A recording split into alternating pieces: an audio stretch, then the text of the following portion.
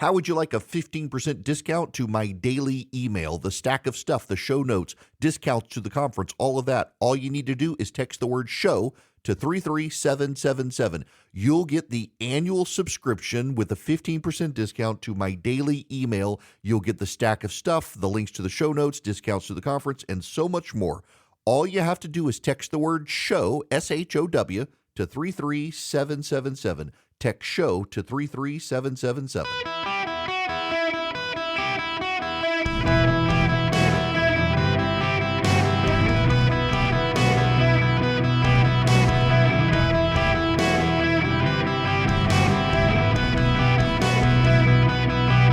Welcome to the Eric Erickson Show podcast, Hour 1. Breaking news out of the gate. Welcome. It is Eric Erickson here. We've got some breaking news. It just hit. I literally slammed the brakes on the show notes and added this like 3 minutes ago as it hit the wire. So you've got the links. If you text the word Eric to 33777, the very top link, you can get the show notes. It's got this news. 4 people have been arrested in California planning to detonate pipe bombs on New Year's Eve in the Los Angeles area. The 4 people are arrested are Audrey, Eileen Carroll, Dante Garfield, Zachary Aaron Page, and Tina Lai.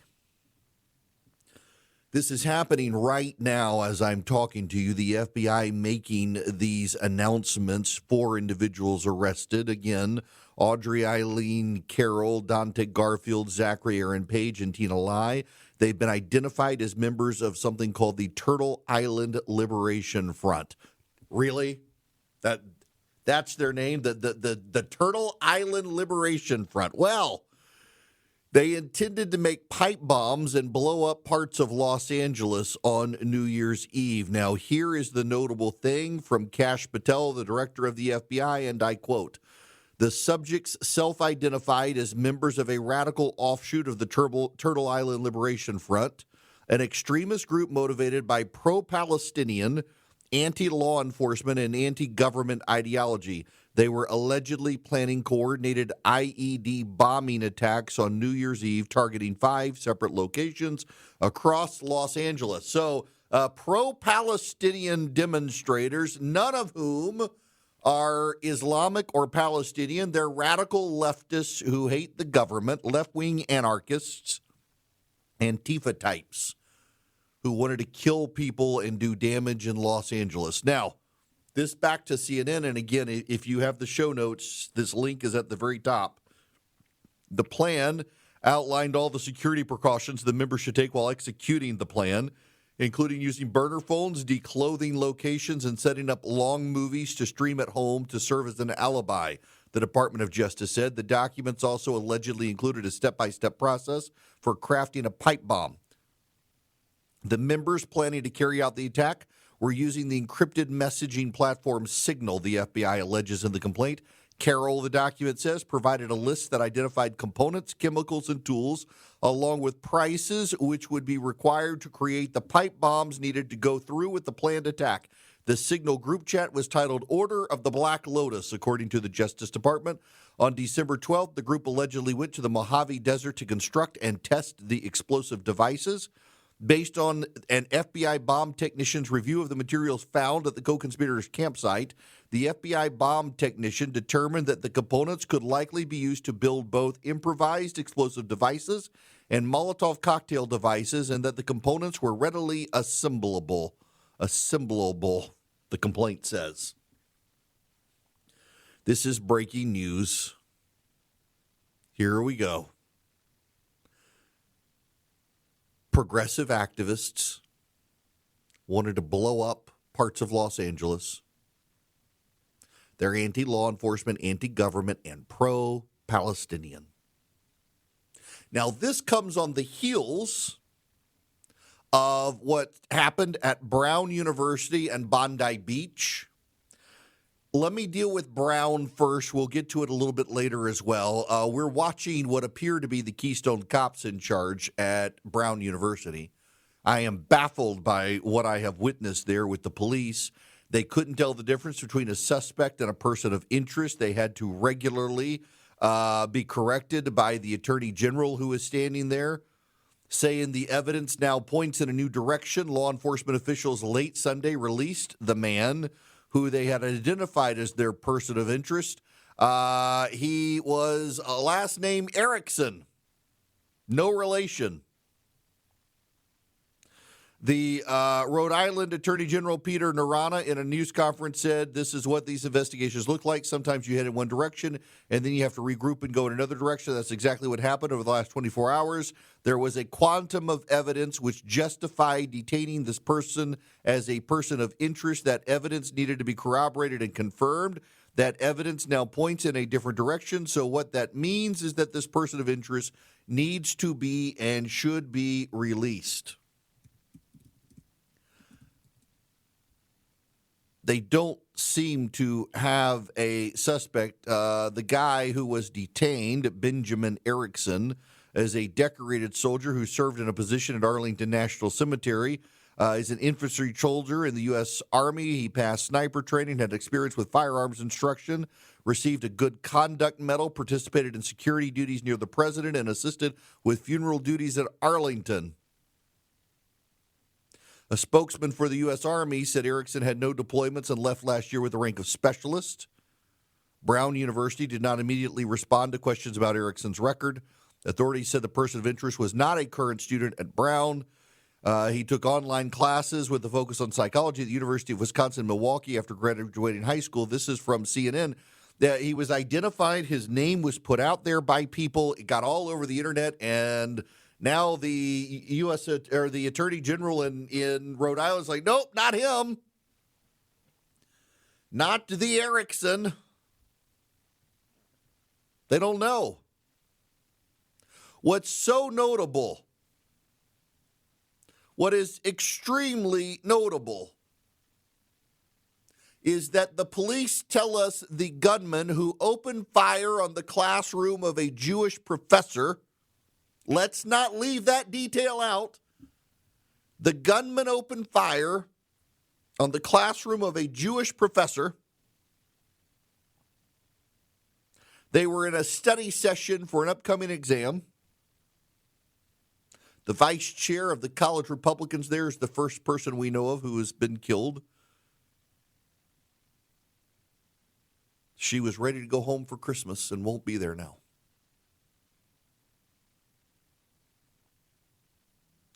And what is so disturbing is that the police say there was something about the gun they won't tell us, and that the gunman uttered something they won't tell us. I mean, given the pattern here, it's either transgender stuff or it's anti-Jewish stuff, anti-Zionist stuff. My suspicion is it's anti-Zionist stuff, given the pattern we're having here. If you didn't know about this, over the weekend in Germany, a group of Muslim terrorists were blocked from trying to kill a bunch of Christians for Christmas. In Amsterdam, Jews were attacked. In California, a Jewish family's home was vandalized for being decorated for Hanukkah. We have a Jewish professor at Brown University whose class has been targeted. We've got the president of Brown University refusing to acknowledge these inconvenient facts about anti-Semitism at Brown. We've got the police refusing to tell us what the gunman said when he opened fire, that apparently multiple people have said something was said. We've got anti-American, pro-Palestinian protesters now arrested in Los Angeles for attempting to plant bombs. And we've got mass murders in Australia on Bondi Beach. The theme is not Israel here. You know, that's what they always say. Oh, it's just about Israel. It's just about Israel. It's not about Israel. In Australia, on Bondi Beach, the Australian government has recognized the Palestinian state. You know, it's the accommodations. This is the moronic accommodations of the secular Western leaders. We're going to recognize Palestine. That'll mark us safe. That'll be the blood over our post to keep the shadow of death from killing us from Islam. No, It didn't save you. It didn't save your Jewish citizens. At some point, people are going to have to realize globalize the intifada actually is a call for violence, despite what the mayor-elect of New York City claims. Despite what good white people in Washington and New York claim, globalize the intifada has always been a call for violence, and we've got white wokes out in California trying to blow things up in the name of Palestinian liberation, and all these other things happening. We hadn't even gotten into Rob Reiner yet. We'll get there. What an awful weekend. What an awful weekend. You know, the hero in Australia was not the police. There were police officers present. We now have the video. Multiple female police officers. They ran and hid. The hero was a Lebanese man, a police officer by training from Lebanon, Christian from Lebanon. He subdued one of the attackers, but he let him go. He had the gun, and the guy went over and grabbed another gun and tried to start shooting again.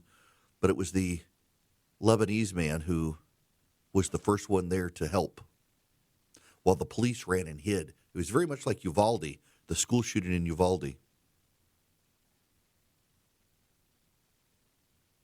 Heroes rise up among us, and often they're not where they're expected. A man from Lebanon in Australia with police training. His parents singing his praises. They said that's how they raised him. Good for them. What good people. What a special place in heaven for that guy. In Brown, they're still looking for the guy. The Democrats are calling for more gun control. Rhode Island is one of the most restrictive states when it comes to guns. Brown University has no guns on campus policy. The gunman violated the law going on campus to open fire. I have a feeling gun laws aren't going to do anything. You know, in Australia, that's what the Australian Prime Minister has decided to do. They're going to have more gun laws in Australia now. That's the ticket. Do you know that the father and son who did this were being investigated for ties to ISIS, and yet in Australia we're still allowed to buy guns? How is that possible? I have no idea. This is the progressive, secular Prime Minister from Australia. Left unchecked, as you were just saying, anti-Semitism leads to terrorism and violence targeting the innocent. Your government has come under criticism in claiming that it has effectively responded to the rise of anti-Semitism in Australia since October 7, 2023. In September, your government recognised a Palestinian state. Your ministers have attacked the Israeli government. Senior ministers refused to visit the sites of the October 7 massacres. And you created a special Islamophobia envoy alongside an anti-Semitism envoy. Have you taken the threat of anti-Semitism seriously, and can you guarantee the safety of Jewish Australians? Yes, we have taken it seriously, and we've continued to act. We've continued to work with Jewish community leaders. We've continued to take all the advice from the security agencies to put in place special measures, and we'll continue to do so. Phil? He says that they've taken all the precautions. One more here. Just listen to this. The government is prepared to take whatever action is necessary. Included in that is the need for tougher gun laws. And this afternoon at 4 o'clock, I will put on the agenda of the National Cabinet tougher gun laws, including limits on the number of guns that can be used or licensed by individuals. A review of licences over a period of time. People's circumstances change. People can be radicalised over a period of time. Licences should not be in perpetuity.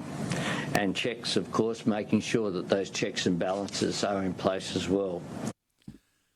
God, that people can be radicalized over time. So now people can't just own guns in Australia. They're going to have to reapply once they pass this law, as opposed to maybe you just don't let in the radicals to begin with. I mean, the guy apparently was investigated over 6 years ago for radicalism, tied to ISIS, no less. And he and his son were able to do what they did, and the response is not, we have a problem with Islamic radicals. The response is, as usual, it's the guns. Hello there, welcome. It is Eric Erickson here. The phone number is 877-973-7425. Should you wish to be on the program, I am flummoxed by this Brown University situation. In all honesty, I'm flummoxed by it. We do not know. The police seem to know. They said there was some identifying characteristic on the gun, and that he said something, yelled something when opening fire in this Jewish professor's classroom, and yet they won't say anything.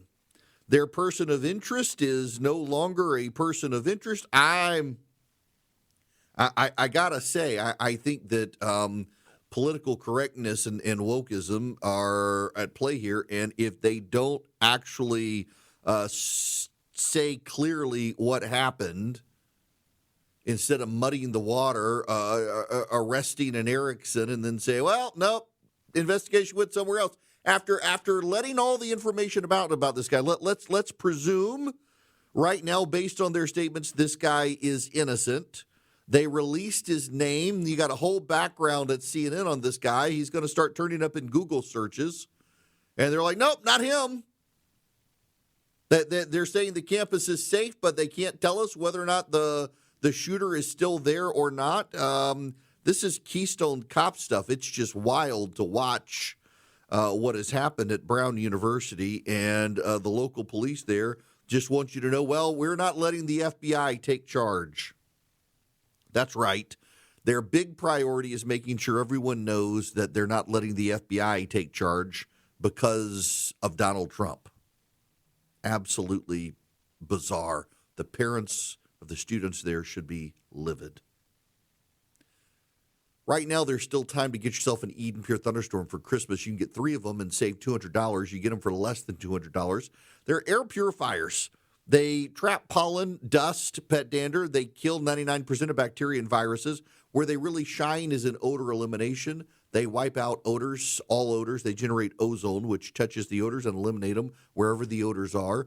I've used them on my back porch, in my kitchen, in rental cars. You can plug it up with a USB cord. I've used them in hotel rooms. I keep one in my travel bag. They're small. You can hold this thing in your hand, and it packs a wallop. You go to EdenPureDeals.com, and you put in the discount code ERIC3, ERICK3 at EdenPureDeals.com, and you just wipe out these odors. It works fantastically, and you get 3 of them upstairs, downstairs, your basement, your travel bag, your RV, a stocking stuffer, whatever you need to clean up odors, kill bacteria and viruses floating in the air. They're just super, super useful. EdenPureDeals.com. The discount code is ERIC3, ERICK, the number 3, at EdenPureDeals.com. Go check them out today. You get 3 of them for less than $200. That's a great deal. Could Susie Wiles please take Donald Trump's phone away from him, or change the password to his Truth Social account? Could someone please do this? You know, I was going to start this segment with, well, I still will, with Chuck Schumer, but holy cow. Everybody was laughing, rolling their eyes, and kind of appalled by Chuck Schumer yesterday. This is Chuck Schumer yesterday. And, of course, I'm going to say a few words about the terrible shooting in Sydney, Australia. Okay? So, and first, of course, as I always say, no matter what, go Bills. They beat the Patriots today. It's a big deal. Literally, in the small screen, they were showing scenes from Brown University and the mass shooting there. I'm going to talk about the Australia mass shooting and Brown University, but first, go Bills, go Bills. They beat the Patriots. Even Democrats are like, the man has failed in the moment. What the heck is this? And then Rob Reiner and his wife were found dead by his daughter. He'd been murdered, stabbed to death. Rob Reiner's son Nick is now in custody. People magazine, interestingly, was the very first news outlet to say that was so. Other outlets now reporting it. And everybody who was talking about Chuck Schumer, well, now Donald Trump couldn't help himself. I'm going to read for you what he put on Truth Social. Prepare yourselves. A very sad thing happened last night in Hollywood. Rob Reiner, a tortured and struggling but once very talented movie director and comedy star, has passed away together with his wife Michelle, reportedly due to the anger he caused others through his massive, unyielding, and incurable affliction with a mind-crippling disease known as Trump derangement syndrome, sometimes referred to as TDS. He was known to have driven people crazy by his raging obsession of President Donald J. Trump, with his obvious paranoia reaching new heights as the Trump administration surpassed all goals and expectations of greatness, and with the golden age of America upon us, perhaps like never before. May Rob and Michelle rest in peace. Ladies and gentlemen, kind of a hold my beer moment. Chuck Schumer did what? Hold my beer. Reportedly passed away due to the anger he caused others through his massive, unyielding, and incurable affliction with a mind-crippling disease known as Trump derangement syndrome. I was having a conversation with a very close relative last night, and he was talking about he's just exhausted with Trump, has voted for him repeatedly, has loved the policies. He's just exhausted by the guy at this point. It's like every time he goes online or on television, he says a bunch of stuff that's easily proven to be not true. He doesn't meet the moment. He just says outrageous things. And, well, here he goes today. A very popular Hollywood director is murdered. A very famous actor who just happened to not like the President of the United States. And so Donald Trump goes after him, says he was killed because of Trump derangement syndrome.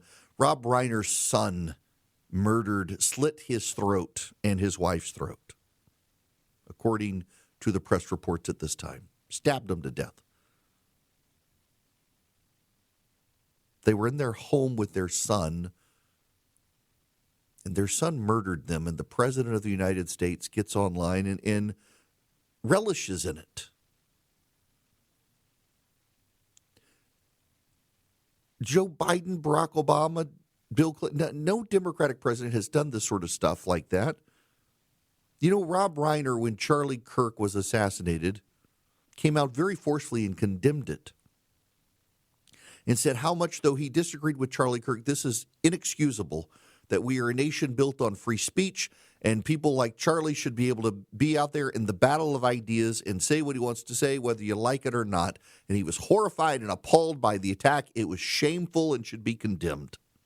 Rob Reiner, who doesn't like Charlie Kirk, forcefully condemned the assassination of Charlie Kirk, offered prayers and condolences to his family, denounced political violence in this country. And he never brought up Donald Trump at the time in his TV interview. Rob Reiner gave us Stand By Me, just one of the great movies. The Princess Bride, When Harry Met Sally, Misery, A Few Good Men, one of my favorite movies, The American President. He gave us all those movies. He gave us all joy. And that joy did not depend on your partisanship. That joy did not depend on so much of Hollywood these days is premised on you can only enjoy this movie if you're on the left.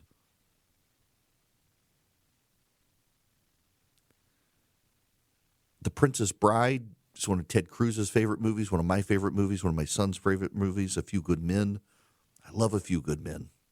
Stand By Me, if you've never seen Stand By Me, it's one of the ones that my son has on his list to watch.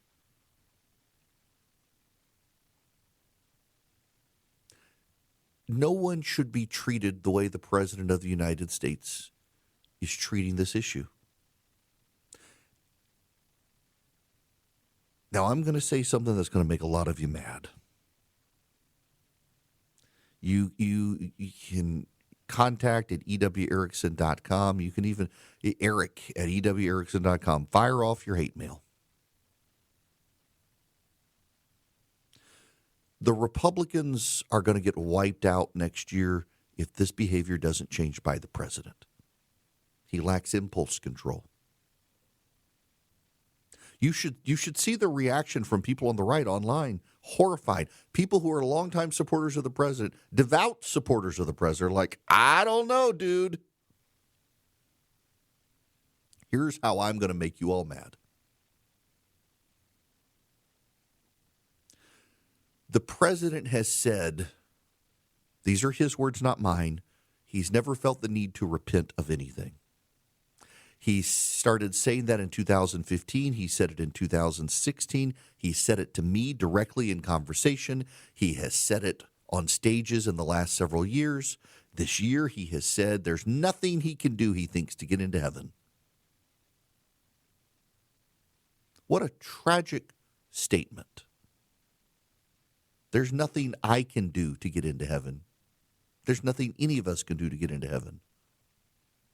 It's a profound misunderstanding of the gospel to think that Christianity is a works-based religion. It is not. It is built on a relationship with someone who turns your heart.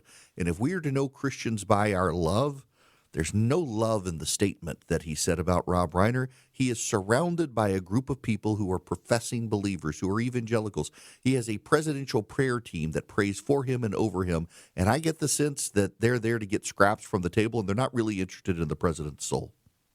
This makes people mad a lot when I say it, and I'm going to say it again, and I'm just going to say it bluntly, and you can hate me for saying it, but the man needs an intervention in more ways than one, and I don't think when we get there on the last day, we're going to see him the way things are going by his own words and actions, but his words. He's surrounded with a bunch of Christians who are too scared to confront him lovingly. They're too afraid to be blunt with him with a gospel message. They're too afraid to do anything to disrupt their relationship because they're more interested in what they can get from him than the eternal gift of life that they can give to him by giving him a clear presentation of the gospel and helping him develop a relationship with Jesus Christ. These people are more interested in the favors he gives them. They want pictures standing at the White House in front of the Christmas decorations. They want pictures laying hands on the president in the Oval Office. They want the access. They want the scraps from the table. They don't care about him. None of these people care about the President of the United States enough to go to him and say, Mr. President, not only are you hurting your party's chances in the election, not only are you turning people against you who otherwise like you, you're going to spend an eternity in hellfire, which is far worse than this life, unless you repent. And you've said you've never had the need to repent. No one's going to go do that because they prefer to have their picture taken at the White House. None of them are willing to go confront the president over his behavior. There's no prophetic voice. There's no Samuel to Saul. There's no Nathan to David. There's no Amos to Amaziah. There's no Christ in any of what they're doing to the president when it comes to telling him this is neither the behavior of the leader of the free world or of a man who looks like he's going to heaven. But there's still time. You can teach old dogs new tricks. He just needs a relationship with that one guy. But these people are too afraid to jeopardize their relationship with Trump to give him the relationship with that one guy. A man and his wife have been murdered, stabbed to death by their son. And the president thought it was appropriate to go on social media and say, Rob Reiner is dead because he angered people with his Trump derangement syndrome. It's not about you, Mr. President. It's just thoroughly disappointing. By the way, there are Democrats who have decided that Chuck Schumer's video was AI, that it wasn't real. It was. There are now Trump supporters who say he didn't actually say that. That's photoshopped. That's not real. That's an AI-generated thing. Y'all, this was actually pushed out by Donald Trump's rapid response team at the White House.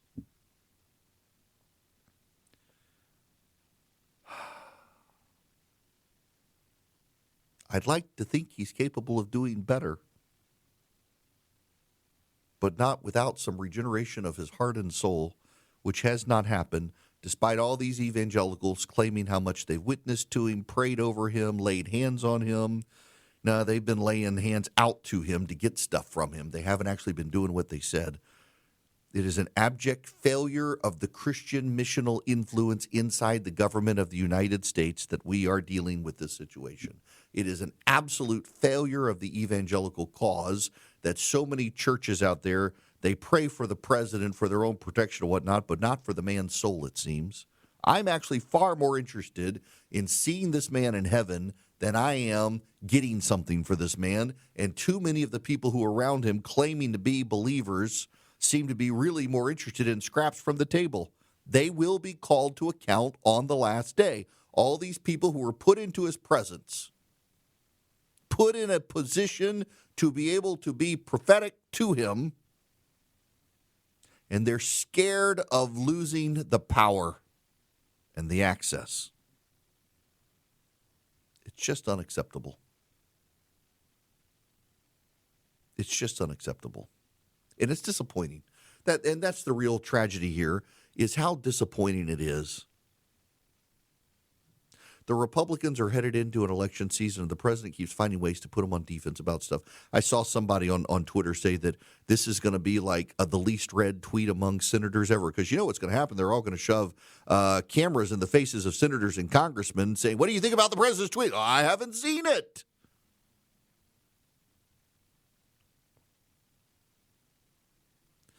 The other tragedy here, of course, is drugs and mental health and all the problems with Rob Reiner's kid. He and I, obviously, and you and he disagreed vehemently on politics.